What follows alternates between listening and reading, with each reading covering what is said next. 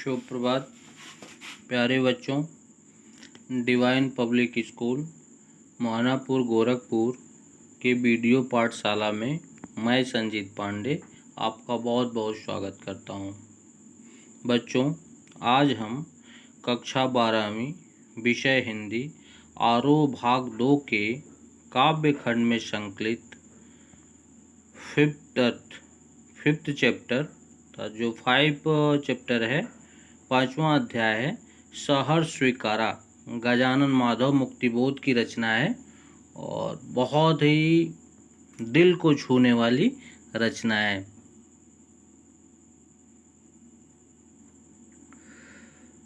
आइए इसको विस्तार से देखते हैं। आइए सबसे पहले लेखक का जीवन परिचय देखते हैं। तो प्रयोगवादी काव्य धारा के प्रतिनिधि कवि गजानन माधव मुक्तिबोध का जन्म मध्य प्रदेश के ग्वालियर जिले के यशोपुर नामक स्थान पर सन 1917 ईस्वी में हुआ था। इनके पिता पुलिस विभाग में थे, अतः निरंतर होने वाले स्थानांतरण के कारण इनकी पढ़ाई नियमित व व्यवस्थित रूप से नहीं हो पाई। 1534 ईस्वी में इन्होंने नागपुर विश्वविद्यालय से हिंदी में एमए करने के बाद राजनाथ गांव के डिग्री कॉलेज में अध्यापन कार्य आरंभ किया। इन्होंने अध्यापन, लेखन एवं पत्रकारिता सभी क्षेत्रों में अपनी योग्यता, प्रतिभा एवं कार्य क्षमता का परिचय दिया। मुक्तिबोध को जीवन पर्यंत संघर्ष करना पड़ा और संघर्षशीलता ने उन्हें चिंतनशील एवं जीवन को नए दृष्टिकोण से देखने को प्रेरित किया। 1964 ईस्वी में यह महान चिंतक, दार्शनिक, पत्रकार एवं सजग लेखक तथा कवि इस संसार से चल बसा। गजानन माधव मुक्तिबोध की रचनाएं निम्नलिखित हैं। कविता संग्रह आपका है चाँद का मुँह टेढ़ा, बहुत ही चर्चित कविता और बहुत ही महत्वपूर्ण है। बहुत ही जो मानव जीवन को यथार्थ रूप में प्रस्तुत करने के लिए कवि ने लिखने का कार्य किया और बहुत ही मर्मस्पर्शी कविता है।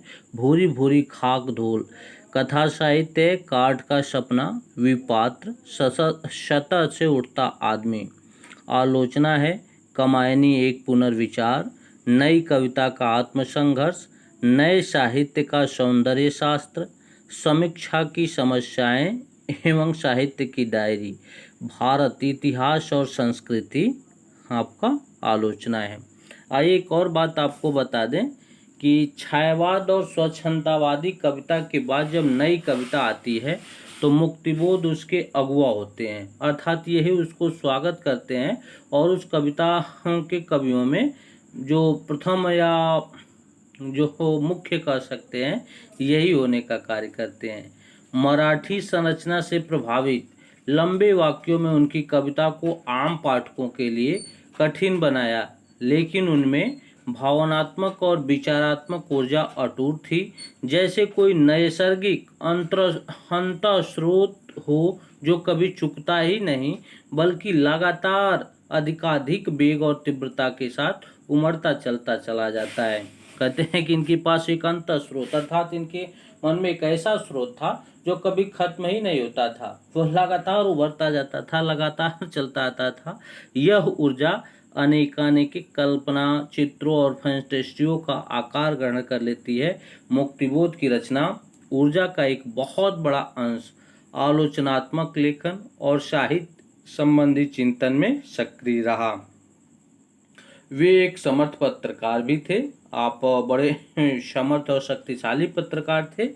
इसके अलावा राजनीतिक विषयों, अंतर्राष्ट्रीय परिदृश्य तथा देश की आर्थिक समस्याओं पर लगातार रेखा, अर्थात उस समय की जो आम गतिविधियां थी, राजनीतिक विषय, अंतर्राष्ट्रीय जो मुद्दे होते थे, देश की आर्थिक जो समस्या होती थी, उसी पर आपकी लेखनी चलती थी। कवि शमशेर बहादुर सिंह के शब्दों में उनकी कविता अद्भुत संकेतों भरी, जिज्ञासाओं से अस्थिर, कभी दूर से शोर मचाती, कभी कानों में चुपचाप राज की बातें कहती चलती, हमारी बातें हमको सुनाती है। हम अपने को एकदम चकित होकर देखते हैं और पहले से अधिक पहचानने लगते हैं। ये ऐसे सामंजस्य का, ऐसे संवेग का एक मिलन स्थल ये कविता है।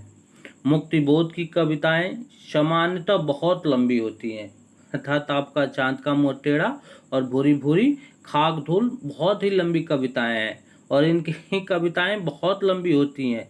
उन्होंने जो भी अपेक्षाकृत छोटे आकार की कविताएं लिखी उनमें से एक सहर्ष स्वीकारा है, जो इनकी रचना भूरी भूरी खाक धूल में संकलित है। आप जो उक्त शीर्षक पढ़ने जा रहे हैं ये भूरी भूरी खाक धूल में संकलित है। एक होता है स्वीकारना और दूसरा होता है सहर्ष स्वीकारना, अर्थात कभी इसको व्याख्यायित करता है और किसी चीज़ को स्वीकार लेना होता है। अर्थात आपने हमको कहा कि आपको यहाँ चलना है, हमने उसको स्वीकार लिया, और आपने हमको फिर एक होता है ये स्वीकार लेना और एक होता है कि आपने हमको कहा चलने के लिए और उसको हम गंभीरता लेते हैं, सहर्ष खुशी खुशी, एक दबाव के कारण कि हम नहीं जाएंगे तो ये ऐसा कहेंगे या कोई अन्य कारणों से हम उसे स्वीकार लेते हैं। और एक वहाँ जाने के लिए हम भी आतुर होते हैं, हम भी ललायित होते हैं, हमको भी कुछ मिलने वाला होता है, कुछ जानकारियाँ, कुछ जो भी हमारे जीवन का उद्देश्य हो, वहाँ जानने से कुछ न कुछ ऐसी चीज़ें हमको प्राप्त होने वाली होती है, इसलिए हमको ऐसा प्रतीत होने लगता है और वहाँ हम सहर्ष उसको स्वीकार करके जाने की बात करते हैं। फिर कहते हैं कि एक चीज़ और देखने को मिलती है कि यह कविता जीवन के सुख दुख, सहर्ष, अवसाद, उठापटक सम्यक भाव से अंगीकार करने की प्रेरणा देती है। कवि को जहाँ से यह प्रेरणा मिली, प्रेरणा की उस उत्स तक भी हमको ले जाती है।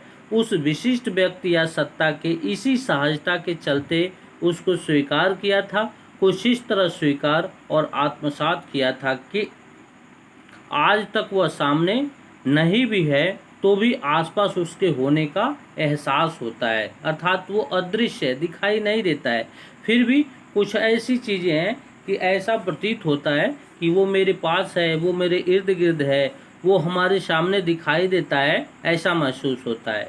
मुस्काता चाँद ज्यों धरती पर रात भर, मुझ पर त्यों तुम्हारा ही खिलता हुआ चेहरा है, चूँकि यह एक एहसास है और प्लावनकारी है। कविता का मैं, आप ध्यान देंगे कि मुस्काता चाँद जो धरती पर रात भर, मुझ पर त्यों तुम्हारा ही खिलता हुआ चेहरा है। कविता का मैं उसकी भाव प्रवणता के निजी पक्ष के उभरकर से विचार की तरह उसे जीना चाहता है, क्योंकि वह बृहत्तर विश्व की गुत्थियां सुलझाने में उसकी मदद करेगी।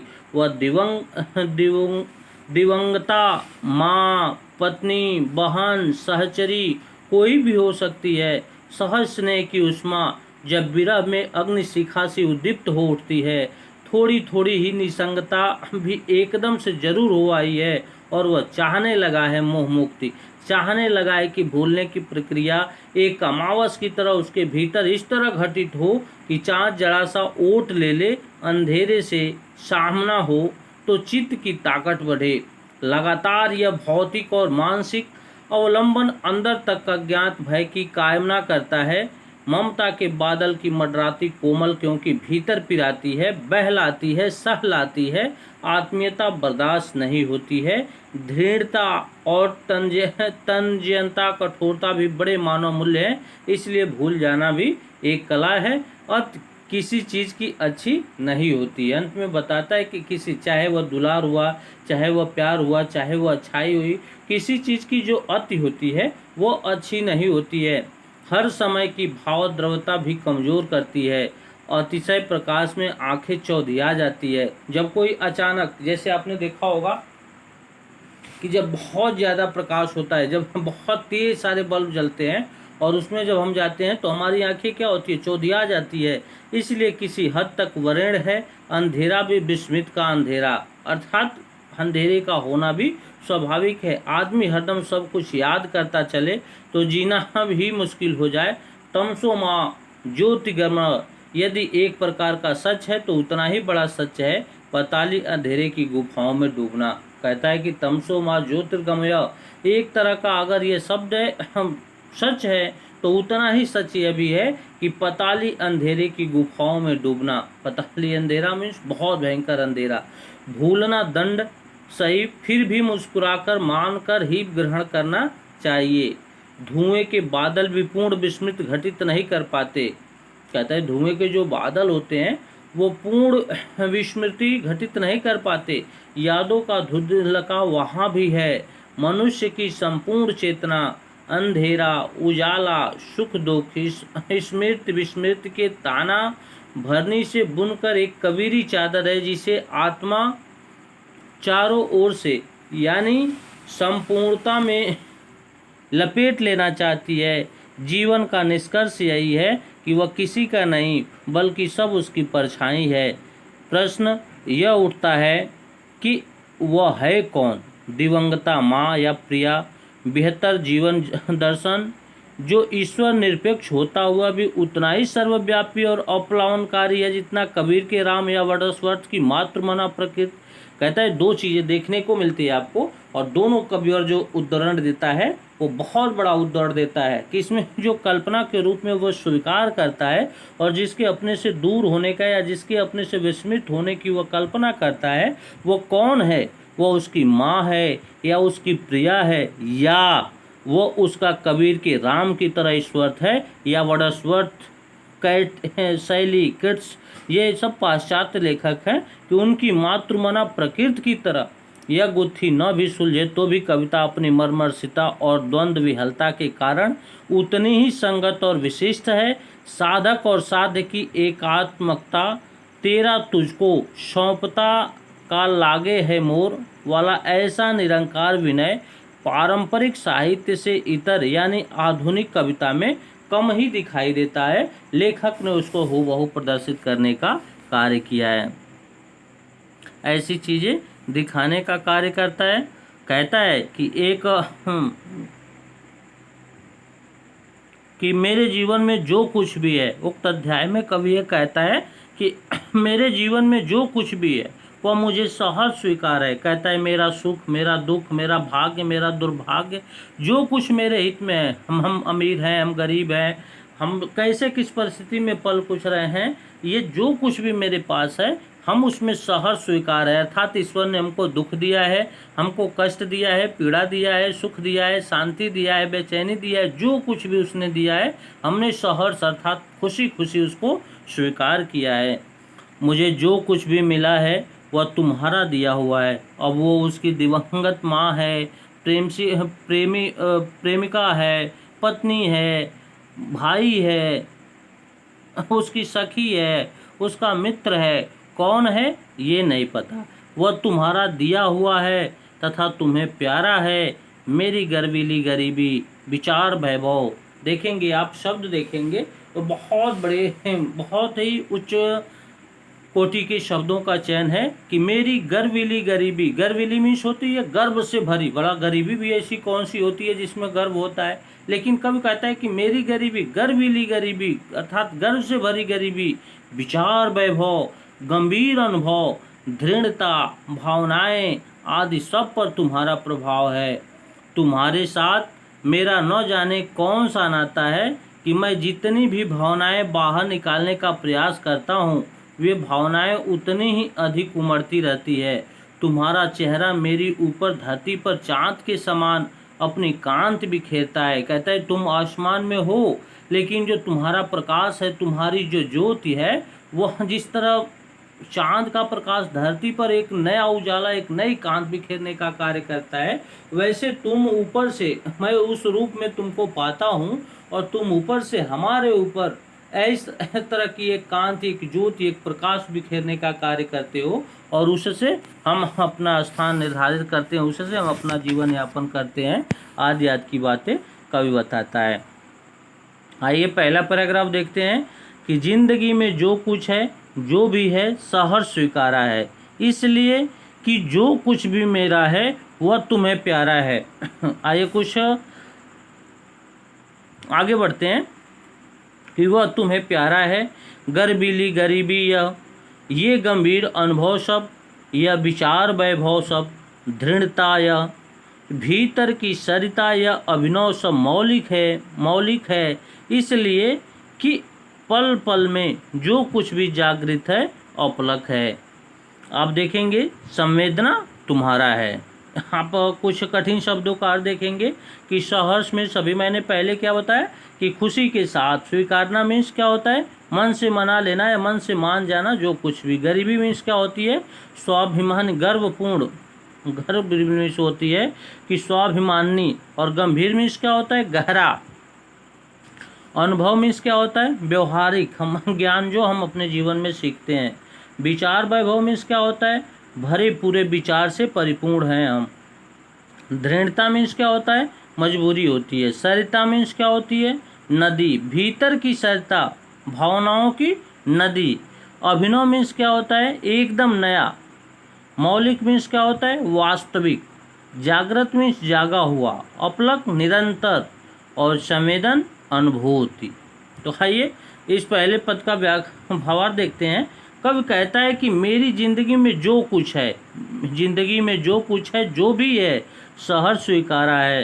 कहता है कि मेरी जिंदगी में जो कुछ भी है, जैसा भी है, उसे मैंने सहर्ष स्वीकारा हुआ है, इसलिए कि जो कुछ भी मेरा है वह तुम्हें प्यारा है। कहता है इसलिए मेरा जो कुछ भी है वह उसको, वह कौन है कि वह तुम्हें प्यारा है। तो वह तुम कौन है, वह माँ हो सकती है, प्रिया हो सकती है, पत्नी हो सकती है, सखा हो सकते हैं, मित्र हो सकते हैं, भाई हो सकता है, कोई एक सवाइजे।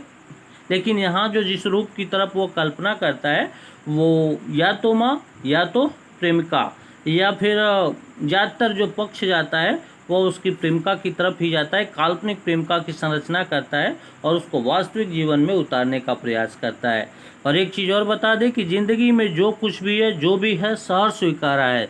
ज़िंदगी में जो कुछ भी है, जो कुछ भी मीन्स होता है कि उसके पास सुख दुख कष्ट पीड़ा धन अभाव जो कुछ भी है, XYZ जितनी जो चीज़ें हैं उसने उसको सहर्ष स्वीकारा हुआ है। इसलिए कि मेरा वह जो कुछ भी है वह उसके जो जुड़ा हुआ है, चाहे वो उसकी माँ हो, चाहे वो उसकी प्रिया हो, उसको भी वो अच्छा लगता है, उसको भी वो बहुत प्यारी चीज़ें हैं, इसलिए वो उससे जुड़ा हुआ है। फिर कहता है गर्बीली गरीबी या गंभीर अनुभव सब विचार वैभव सब।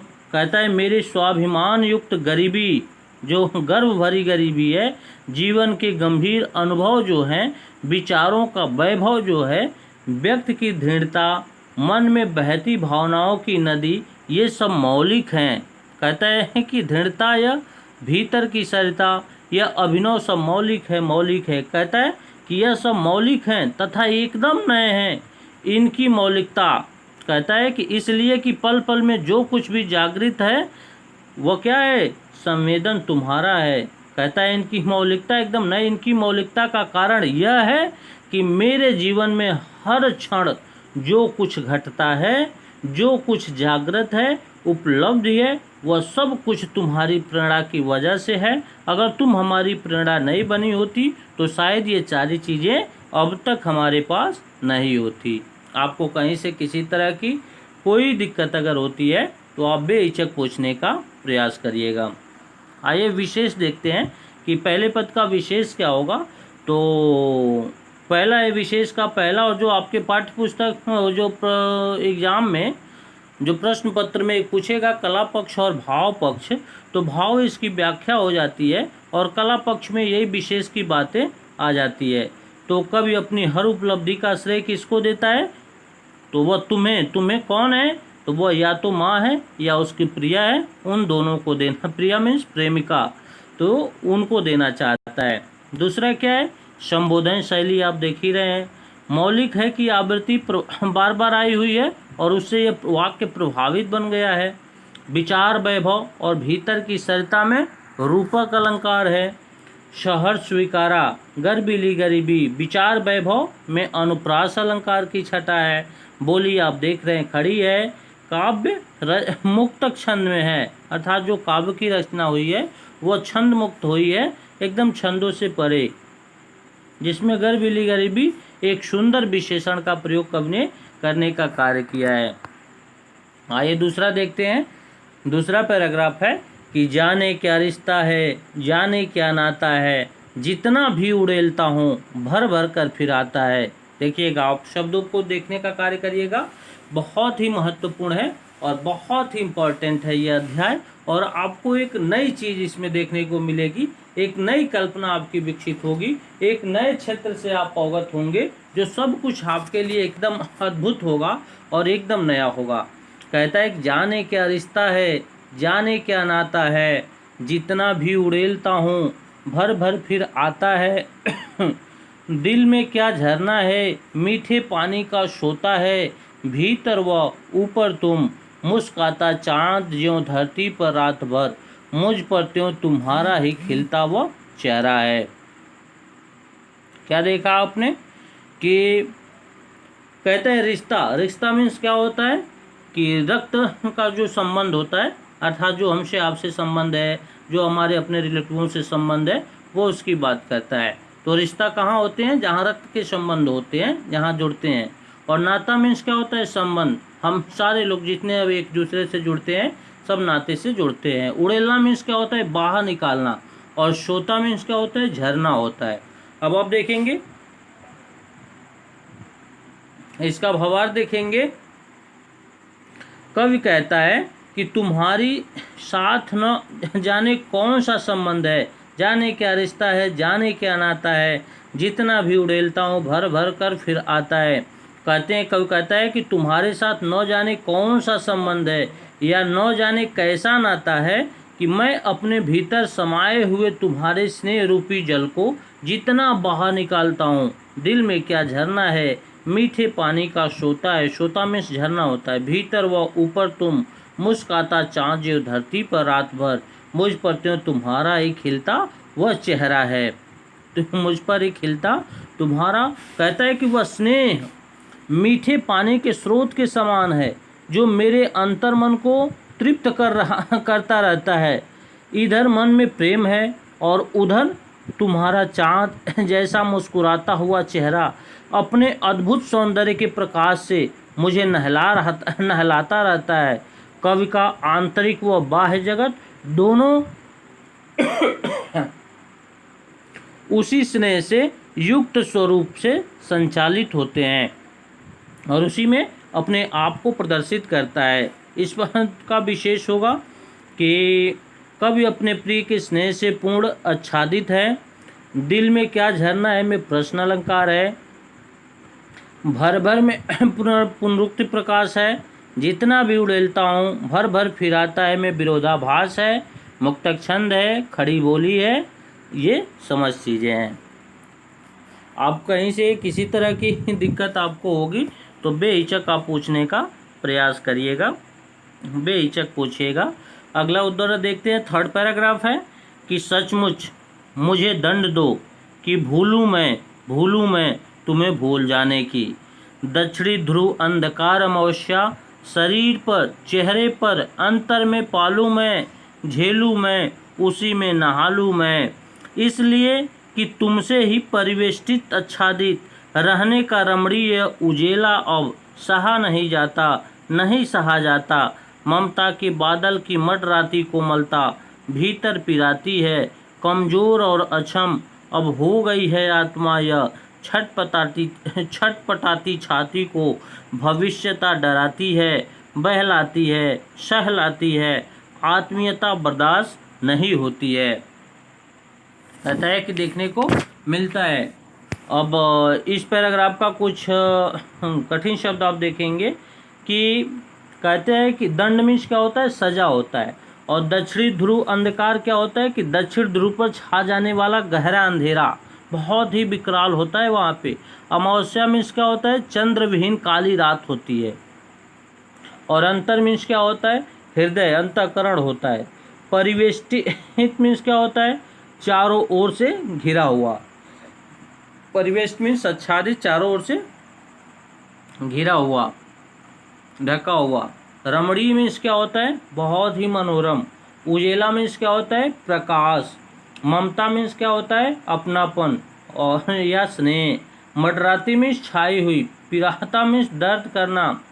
और अक्षम मीन्स सशक्त। भविष्यता मीन्स भविष्य। बहलाती मीन्स मन को प्रसन्न करती है, सहलाती मीन्स दर्द को कम करती है, आत्मीयता मीन्स अपनापन जागृत करना होता है।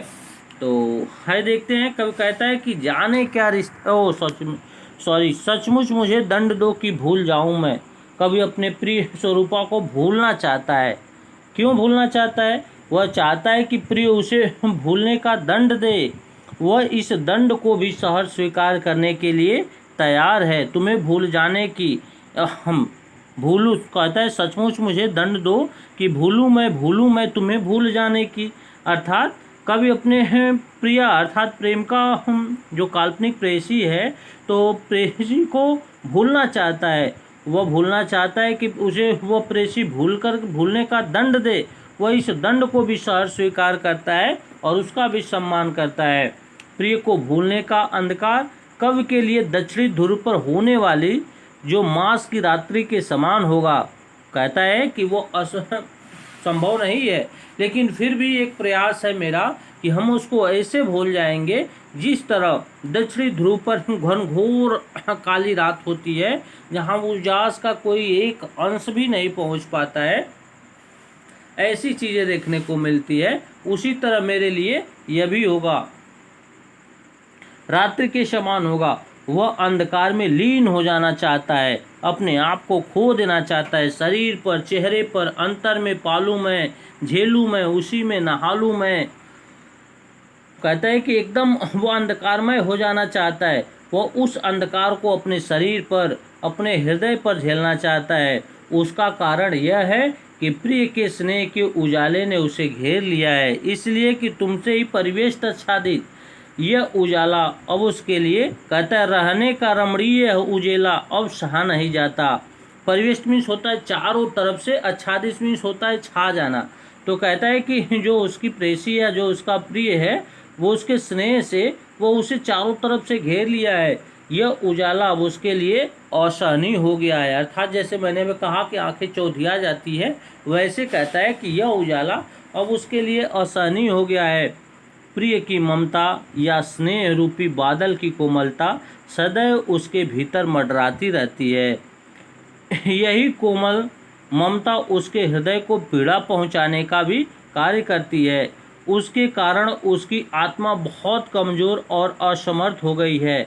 उसे भविष्य में होने वाली अनहोनी से डर लगने लगा है। उसे भीतर ही भीतर, कहता है, कमज़ोर और अक्षम अब हो गई है आत्मा। यह छटपटाती छाती को भविष्यता डराती है। कहता है कि अब उसमें भविष्य में होने वाली अनहोनी से डर लगने लगा है। उसे भीतर ही भीतर यह डर लगने लगा है कि कभी उसे अपनी प्रियतमा, वह प्रियतमा कौन है, कि माँ है या पत्नी, प्रभाव से अलग होना पड़ा तो वह अपना अस्तित्व कैसे बनाए रख सकता है या कैसे बनाए रख सकेगा। अब उसे उसका बहलाना सहलाना, कहता है, बहलाती है, सहलाती है, आत्मीयता बर्दाश्त नहीं होती।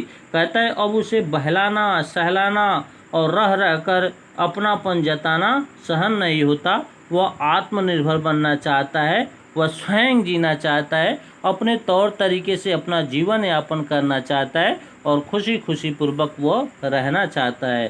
फिर विशेष होगा इस पद का कि कवि अत्यधिक मोह माया से अलग होना चाहता है। दूसरा है संबोधन शैली है। तीसरा है खड़ी बोली का प्रयोग है। चौथा है कि अंधकार अमावस्या निराशा के प्रतीक है। और ममता के बादल दक्षिणी ध्रुव अंधकार अमावस्या में रूपक अलंकार है। कोमलता व आत्मीयता का मानवीकरण किया गया है। सहा नहीं जाता है कि पुनुक से दर्द की गहराई का पता चलता है। इस रूप में इसका विशेष देखने को मिलता है। आइए लास्ट पैराग्राफ है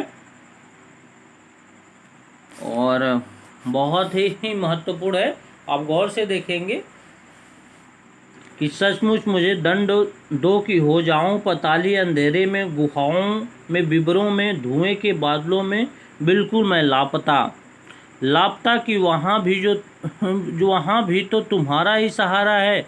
इसलिए कि जो कुछ भी है, जो कुछ भी मेरा है या मेरा जो होता सा लगता है, होता सा संभव है, सभी वह तुम्हारे ही कारण के कार्यों का घेरा है, कार्यों का वैभव है। अब तक तो जिंदगी में जो कुछ था, जो कुछ है, सहज स्वीकारा है, इसलिए कि जो कुछ भी मेरा है वह तुम्हें प्यारा है। तब कहता है, क्या कहता है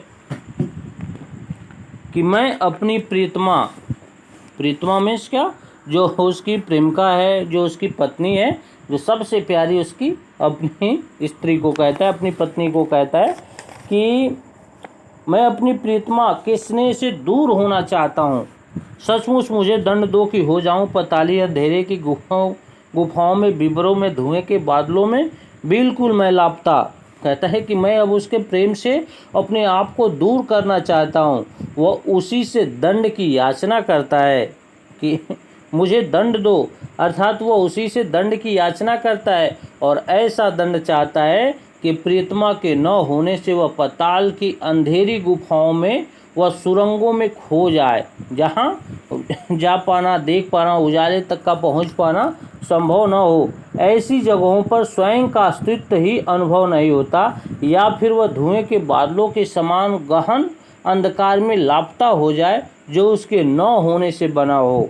कहता है, या फिर वह कहीं एकदम अदृश्य हो जाए, दिखाई न दे। ऐसी जगहों पर भी उसे अपने सर्वाधिक प्रिय स्त्री का ही सहारा है। कहता है, लापता कि वहाँ भी तो तुम्हारा ही सहारा है, इसलिए कि जो कुछ भी मेरा है या मेरा होता सा लगता है वह सब संभव है। कहता है कि इसलिए उसके जीवन में जो कुछ भी है या जो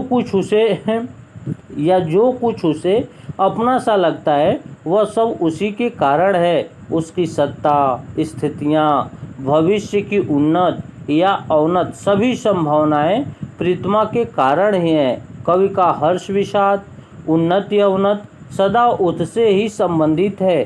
कवि ने हर सुख दुख, सफलता असफलता को प्रसन्नतापूर्वक इसलिए स्वीकार किया है क्योंकि प्रियतमा ने उन सबको अपना माना है। वे कवि के जीवन से पूरी तरह जुड़ी हुई है। अपने आप को किसी भी परिस्थिति में वो उससे अलग करना नहीं चाहती है, किसी भी रूप में वो उससे अपने आप को अलग नहीं पाती है, इसलिए कवि ने उसको इस रूप में प्रदर्शित करने का कार्य किया है। इस पद्य का यही संस्कार जो विशेष होगा कि पहला होगा, कवि ने अपने व्यक्तित्व के निर्माण में प्रीतमा के योगदान को स्वीकारा है कि हमारे अपने स्व के व्यक्तित्व के निर्माण में उसकी क्या भूमिका है। दूसरा है कि पाताली अंधेरे व धुएं के बादल आदि उपमान विस्मृति के लिए प्रयुक्त हुए हैं। फिर कहता है कि दंड दो में अनुप्रास अलंकार है, लापता की सहारा में विरोधाभास अलंकार है। कहता है पाताली अंधेरे गुफाओं विवरों में बिल्कुल मैं लापता, लापता की वहाँ भी तो तुम्हारा ही सहारा है, इसमें क्या है, विरोधाभास अलंकार है। काव्यांश में खड़ी बोली का प्रयोग है और छंद मुक्त रचना में यह काव्य रखी गई है। मुक्तक छंद में यह काव्य रचा गया है। कवि ने इस तरीके से इसको लिखने का कार्य किया है और जीवन दृष्टि को इस रूप में वो बताना चाहता है, इस रूप में दिखाना चाहता है। सबके जीवन जीने के, सबके जीवन यापन के तौर तरीके अलग होते हैं। सबको अपना अपने जो स्नेह प्रेम करने वाले होते हैं वे होते हैं। कवि के जीवन में वो पत्नी एक काल्पनिक प्रेयसी के रूप में होती है और जो उसकी प्रेमिका होती है, पत्नी होती है, स्त्री होती है, इस रूप में अक्सर कर करके। और एक उसका जो और रूप देखने को मिलता है वो माँ के रूप में भी वो अपनाना चाहता है। कवि इन दोनों रूपों में एक स्वरूप को पाना चाहता है कि वह उसी की याद के सहारे ये सब कुछ संभव है, वरना वैसा हो नहीं पाता, ऐसा वो कर नहीं पाता। ऐसे करने की बार बार वो लालसा मन में रखता है और ये ऐसा ही संभव नहीं हो पाता है। धन्यवाद।